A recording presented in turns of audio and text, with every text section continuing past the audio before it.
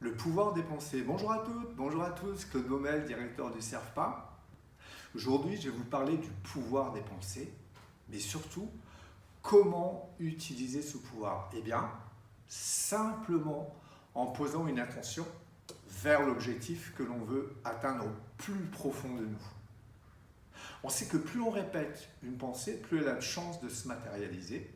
Si par exemple je pense au malheur, j'ai toutes les chances de développer, d'attirer vers moi le malheur.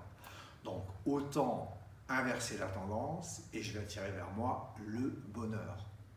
Une intention, c'est comme une graine que je plante dans mon inconscient, dans mon cerveau, je plante dans l'univers.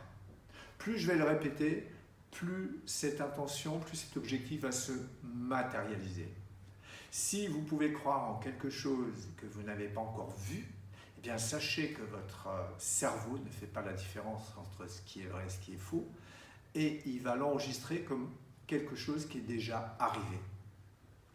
Donc, comment utiliser cette intention? Alors, on va poser une intention, donc c'est une idée. Donc là, on parle d'un champ électrique, c'est notre cerveau. On va utiliser nos émotions gratifiantes, c'est notre cœur, c'est le champ magnétique.